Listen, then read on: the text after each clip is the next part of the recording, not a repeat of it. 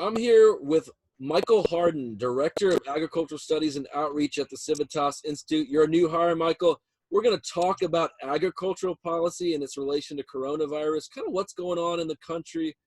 I worked, after I graduated from seminary in 2005, I worked on a cattle farm for a short period of time.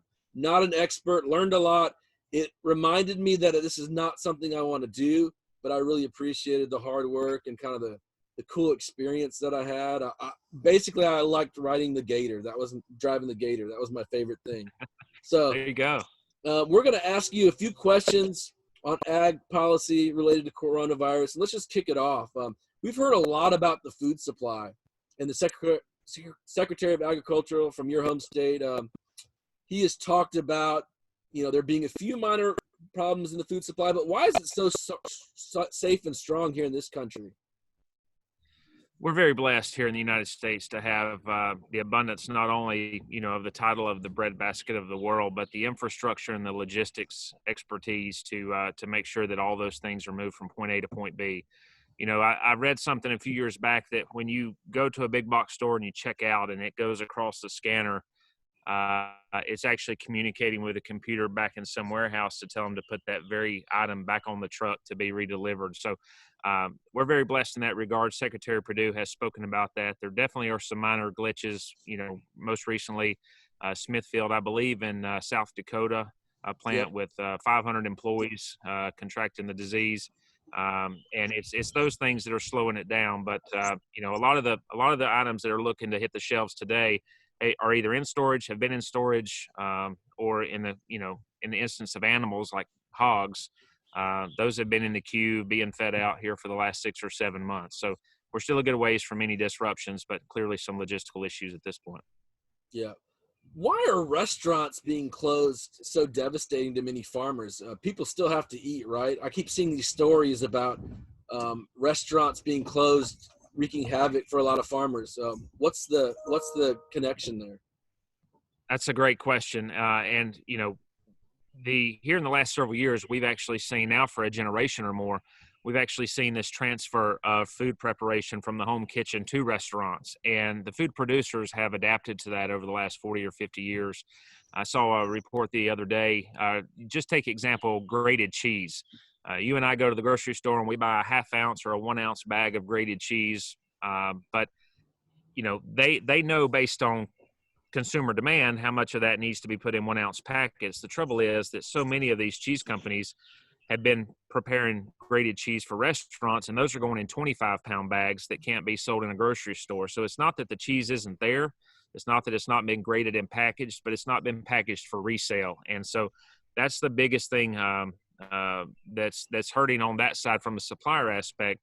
As far as for producers and farmers, take a vegetable grower, a small vegetable grower in Durham, whose portfolio and customers are somehow split between a farmer's market, maybe some on-farm pickup, but restaurants. Restaurants tend to be more on the wholesale side, but it's that consistent revenue that keeps their farm going. And without that now, they're in tough shape, not to mention a lot of the things that they were going to be delivering to restaurants this week, they took orders for a month ago and put in the ground a month ago. It could have been 50 pounds of radishes, which would be really hard to sell to your neighbor, or a specific breed of, carrot that only a restaurant would want. So it's really impacting the small farmers because not only are they having to adapt to losing the revenue of the restaurants, but it's also, changing the game from the basis of their bottom line, their employer, their employees, et cetera. So what role can farmers markets play in the food supply and economy in North Carolina, and how can state governments support them during this coronavirus crisis? Well, you hate to look at a time like this and look for silver linings, but it's inevitably going to happen. And at some point, we're going to do a postmortem on all of this and realize that there were some things that we wish had been done differently, and we're going to see an opportunity here to shine some light on some things that never should have been going on in the first place. And one of those is the restrictions that states, including North Carolina, have put on small producers and producers in general to access the market. You take a local producer and some of the hoops they have to jump through, whether it's for their local, municipalities farmers market, or it's state or USDA inspections on their meat products, milk access, different things. So I think that the best thing the government can do for farmers is just to get it out of the way. Farmers have a really good way of adapting. They were the first environmentalists. They're going to take care of things. They're going to take care of their neighbors. But at the end of the day, we have to make sure that they have access to markets and that their neighbors have access to their products without having to go through a lot of red tape. I've got a question. This is obviously something Donald and Andy wrote about at Civitas, but related to this idea of maybe helping out the temporary unemployed, is it really feasible that some of the temporary unemployed could help out with farm labor and at least securing maybe a temporary job? I think so. It's there's a lot of things that I think are viable and feasible that we wouldn't have thought 2 months ago. And the longer this draws out, a lot of things are starting to make more sense. I've seen that New York is exploring something very similar. One of the challenges with farmers in North Carolina is being able to get the crops out of the field or into the field this time of year. And with so many folks out of work and going on unemployment, there's been conversations as far as setting up a network or a database to help connect some of the folks that are unemployed with some of these opportunities that don't take, a lot of specialized skills, if you will. And so I think, a lot of folks may not see themselves, planting onions 40 hours a week, but at the same time, if it's one of those things that keeps your family out of the soup line per se, then I think a lot of people would be willing. But I think that's one thing government could do rather than just looking at pumping and injecting cash into the situation, is helping connect some of the dots and also removing any restrictions there, if there are any, to making sure that these people, if they want to work, they could be at work in the next hour and not the next week or two. We're all for expanding and opening up markets. Are there any regulations that can be lifted temporarily in your idea, or even permanently? I mean, what are just a few regulations out there that may not make sense to a lot of folks who just, casually shop for groceries at the store and don't think about these issues sometimes? Sure. Well, I look at it because I come from that background of the farmer aspect of how can we help the farmers? I think consumers, by and large, I like consumers having choices. When they go to the supermarket, they should have a litany of different things that they could choose from. With doing so, a lot of times your small producers are restricted from that market, as you mentioned.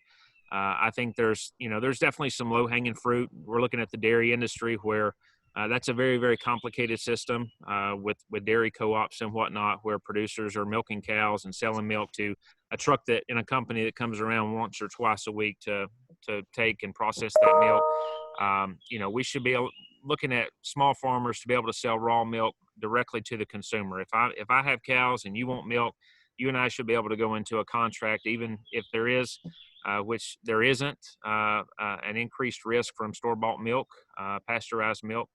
But even if there were, there should be, sort of a buyer beware, or you should be able to be made aware of those risks and then make the decisions. We do it with a litany of other things that in too great of a quantities isn't good for us. But at the end of the day, we should leave that up to the consumer.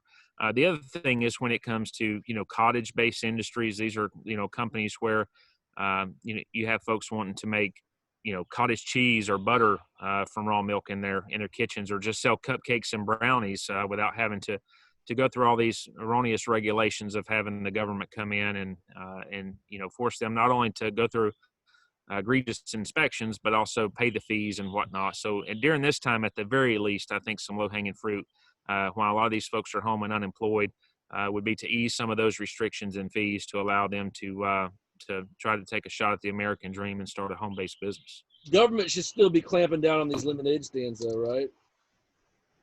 That's right. Yeah. Isn't that something? How that's been such a priority over the years.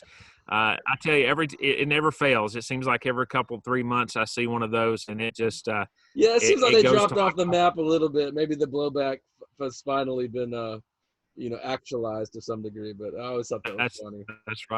That's right. Well, and there's just even with the roadside stand, I mean, you could live on a busy state highway. And in some counties, you can't just, unlike our grandparents, set a table out by the road and put some tomatoes on there and a basket for your cash. You now have to have business. In Pike County, Kentucky, I saw a young kid selling soda pop, as some people say, in a big cooler in the middle of the interstate. So in a lawn chair and a straw hat. He was actually out in the middle of the road. You only see that in certain parts of Kentucky, but love the entrepreneurial spirit that he had. I do. That's right. That's right. Anyways, Michael Harden of the Civitas Institute, thank you for joining us today. Really appreciate your time. Absolutely. Thank you for your time.